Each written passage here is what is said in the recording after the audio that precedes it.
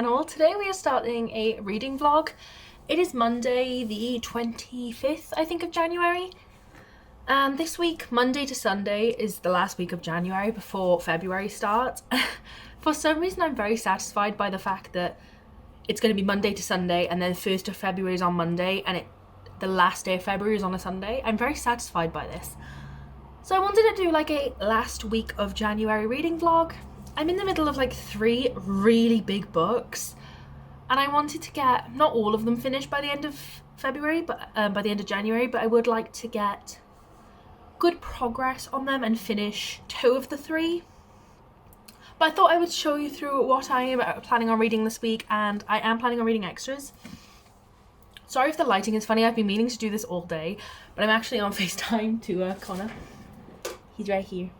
Basically, we were trying to read Hunger and I DNF'd it, the second in the Gone series, but we were like trying to read it together because it's like that book you want to discuss. We both hated it, we both DNF'd it, but that's why he's there. But it meant that I hadn't filmed the intro to this vlog, and now it is getting dark, so I'm trying very quickly to do it, but the lighting is iffy. That was a long, drawn-out way of saying I'm sorry.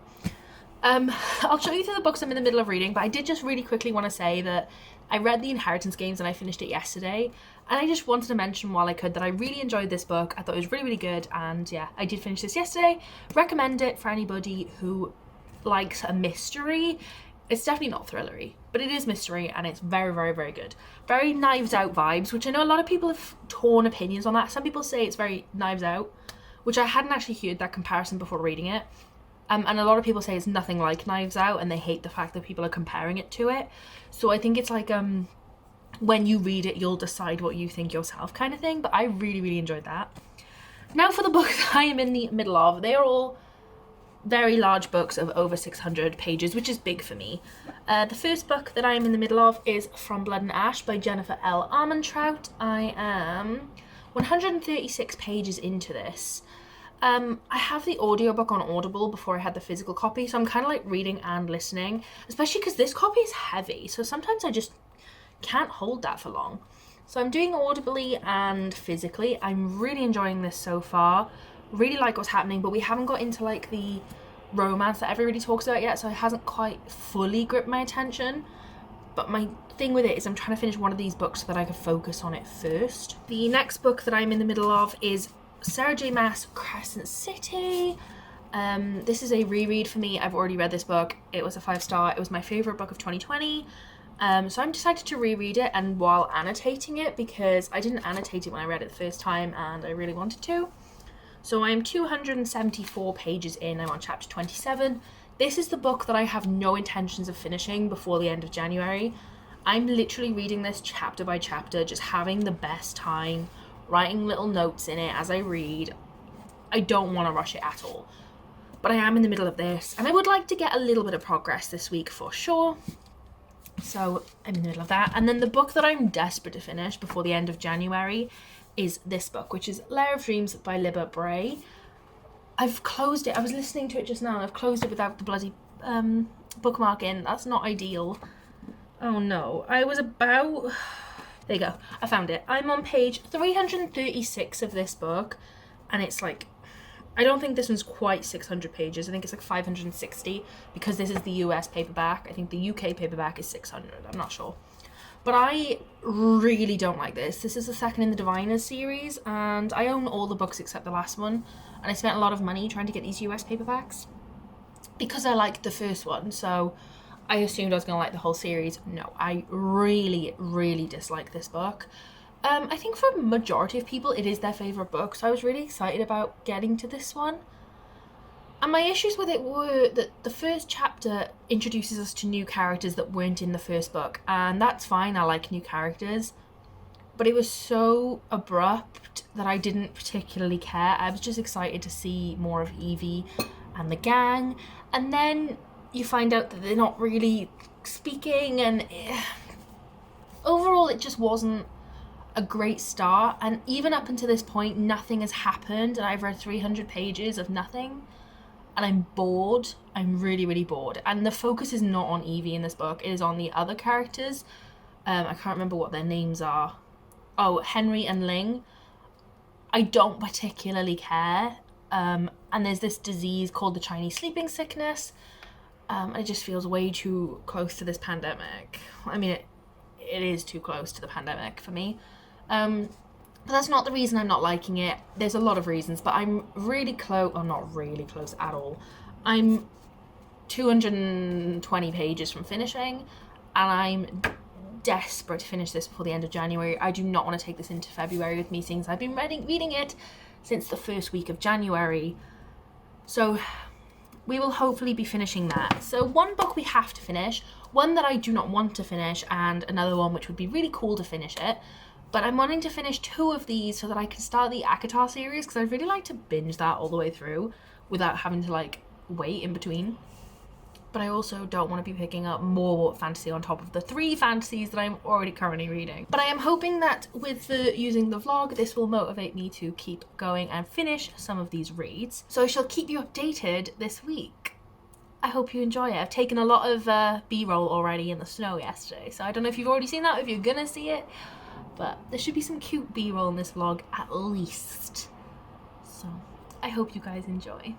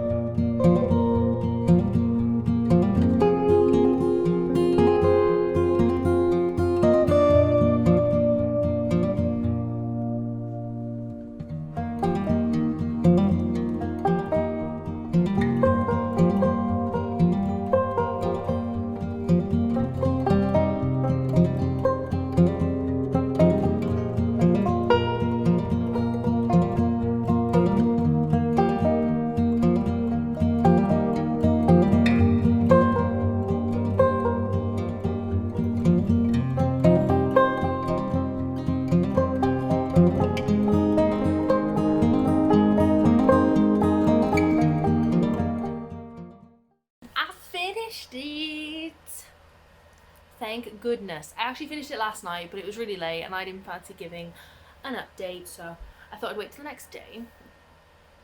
It's cleaning day and laundry day, so this is not a look. But I finished. I give it a 1.5. Controversial, I full well know. I have a real problem with the amount of waffle that is in this book. It is entirely unnecessary waffle. The plot is they go into a dream world, they see the same people, they come out of the dream world, they wait through the day to go back into the dream world at night. I can't tell you anything more than without spoiling it, so I can't, but that is it. That is it for this book. I was desperate for some action. This is a 500 and something page book, almost 600 pages basically, and you've got about 60 pages of action, and to call it action, to be honest, is a real reach because it is not action.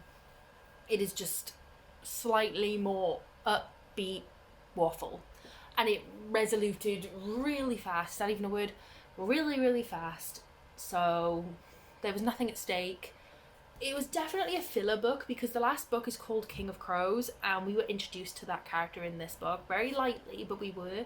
And it was evident to me personally that this was just a book to set up future storylines and leave some open plot, because the last book kind of wrapped up very well, so this one had to create new drama.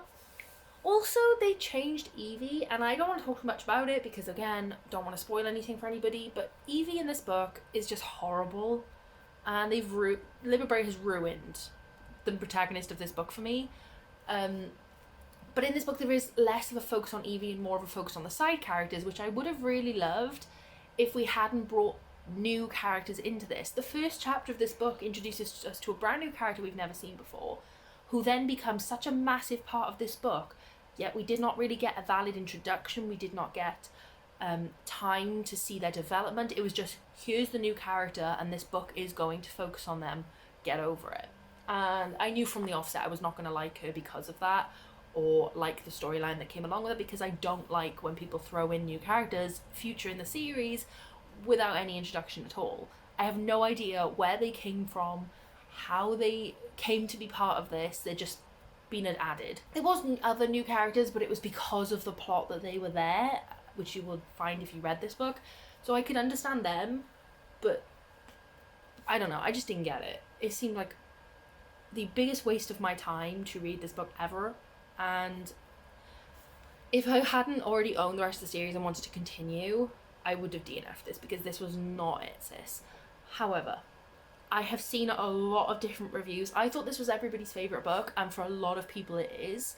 However, it seems for a lot of people that they love the Diviners, and it's kind of like because it's back in that world, not because of the story, according to their reviews. Whereas a lot of people also had the problem I did of this has nothing going on in it, and anything it does have going on feels like a waste of time. So I don't feel like I'm the only one now. I thought I was being very on my own, controversial, but no, it seems other people are on my wavelength. But yeah, very glad this is over. Will be picking up the third book, but I hope to God it is better than this one. I did not enjoy this. But today, because I had only Crescent City and From Blood and Ash left, I've read a couple more pages of Crescent City. I think like 30 more pages. It was 2 chapters. And I did not fancy reading any fantasy today, so I kind of fancied a thriller, which I don't own many of now because I don't like thrillers that much anymore. I kind of bored myself of them, but I do have Richard Osman's The Thursday Murder Club book, which everyone's kind of talking about right now, which is about like a group of 80-year-old pensioners who solve crime, and then one day a real life crime happens on their doorstep and they have to investigate it in live time. I'm only 51 pages into this and I'm already thinking it's going to be a DNF for me. There's nothing explicitly wrong with it, I just think it's one of those books that I'm not going to agree with, and instead of reading it and giving it 2-star, I think I'm just going to let it go. But I do want to see if I can read a little bit more and just see if that changes for me at all. My problem so far with it has been that I thought we were going to see this murder club solving a couple of murders and then the live murder happen, whereas instead it was like murder, page 30, move on. We haven't even had like an introduction to the people in this murder club. I don't even know their names. I know one person's name, Joyce, and that's it. So I thought we were going to get more of an introduction to them first and understand what this murder club is about before we got thrown into this crime. But that doesn't seem the case. And I'm sure this is a great book, and it sounded like it was going to be really funny and enjoyable, especially as he is a comedian or something, I think. But I don't think it's for me, so I am going to read another maybe 50 pages, get to page 100, which isn't very far, and it's a 400-page book, so it's not very far. But I think then I'll probably either DNF it or continue depending on what the next 50 pages is like, but I just want to update you to know that I am trying to read this. Really loving Crescent City. The next 30 pages I read were perfection. I'm on page 303 now, loving it. Haven't made any more progress on From Blood and Ash, but I plan on doing so in the next few days, so that is my update.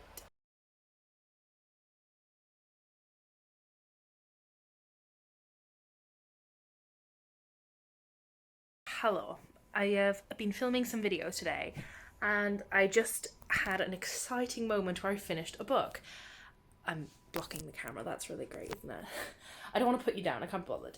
But I want to give you some updates. I haven't spoken to you in a few days, and I decided to pick up and start Marked by PC and Kristen Cast.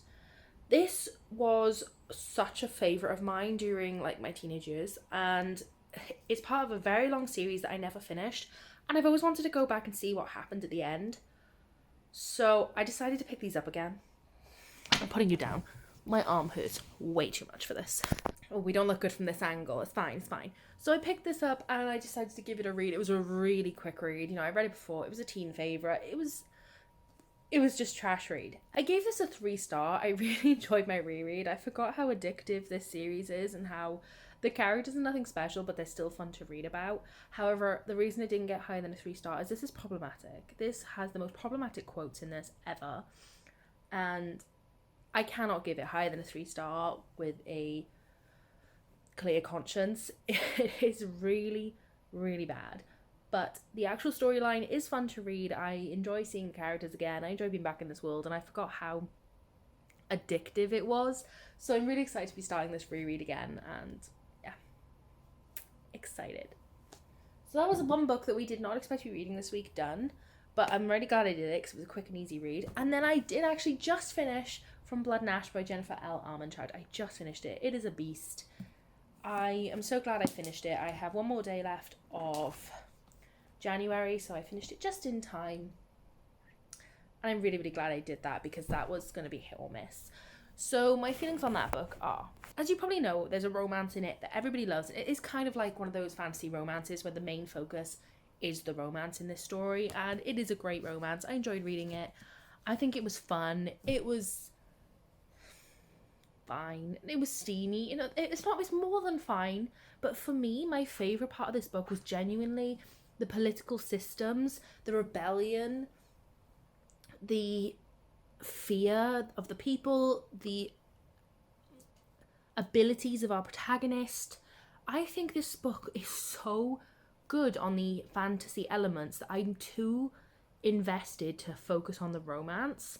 I do love a fantasy romance, and I love when it focuses heavy on the romance, but for some reason this book's plot has really drawn me in, and I'm so excited to see more of this world, more of these characters, more of these creatures, more of so much that we have not seen enough of in this book.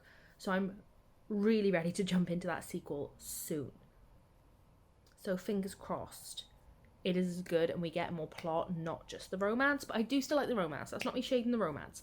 I gave it a 4-star. I don't know if I said that. I really, really enjoyed this book. So glad I read it. And it was so easy to get through the audiobook as well. I was reading along, listening while reading along. And the audiobook is really, really good, actually. I recommend that. The narrator has a very nice voice. So yeah, I've just finished that now. I've not made any progress on Crescent City because I wanted to focus on actually finishing up some of these reads before January ends, whereas we know that's not a priority. So final update of this vlog. I have finished another book on the last day of January, and that was Even If We Break by Marieke Nijkamp. I think I mentioned yesterday that I was going to be continuing this. I DNF'd this just a few days ago and then decided to pick it back up. Basically, Celeste from The World of Reading bought me this for Christmas, and it was really, really kind of her to do so. And so the fact that I DNF'd it, and I DNF'd it really fast, I wasn't far in, So I thought, you know what, I'm going to give it another chance, because Connor then read it because I started it and realised that he liked it. So I was like, that's not too bad. He's since realised he doesn't like it and changed his mind, so that's great for me. But I decided to go back to it. I've never done that before. I've never picked up a book I've DNF'd and tried again. And I really wish I hadn't. I'm giving this book a 1 star. And I mean, like, it's worse than Vox, which, if you know, was my worst book of last year. I think this is worse than it. Ooh, which is really, like, thing to say. I know it's not a unpopular opinion, because I've just found out that the Goodreads average rating for this book is 2.9 star. I have never seen a book on Goodreads less than a 3 star. So I was like, okay, should not have read that. First of all, there is a lot of rep in this book, which is really, really great, but I am not an On Voices reviewer for any of that rep. So I don't want to, like, talk on it and whether it's good rep, but I just mean there is a lot of representation of different things: disability, gender, sexuality, just a lot. I'm trying to think of all the things. I think that's all of them. I'm not entirely sure, but it is good for that. However, this book has so many POVs, and there is not an ounce of differentiation between the people other than the representation. But it got to the point where their personality was so lacking that you just didn't know who was who. And I even had an audiobook to help me get through this because I needed it. So I had, and they had different characters talk, and they had a different cast for every character, and I still didn't know who was who. It was really bad. I've never seen such a bad differentiation of characters ever. The storyline was fine. The reveal of who the person was, you know, the bad guy that comes in every thriller, anticlimactic, shocking, not worth my time. The amount of plot holes or setup for some freaky thing never ended up being something.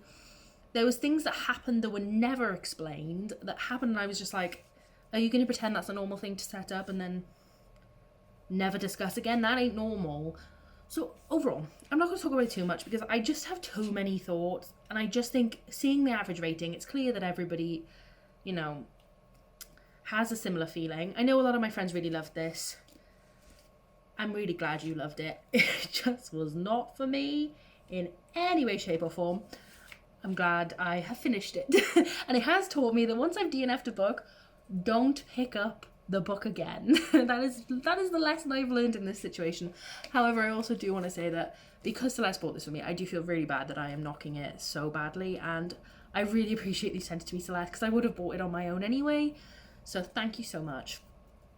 But yeah, just wasn't the book for me. Very glad that is over. But it does mean that I have another book on my finished read in January list. So that means I've read 17 books this month, which is wild. And some of them were really big, like Lair of Dreams and stuff, so I'm baffled.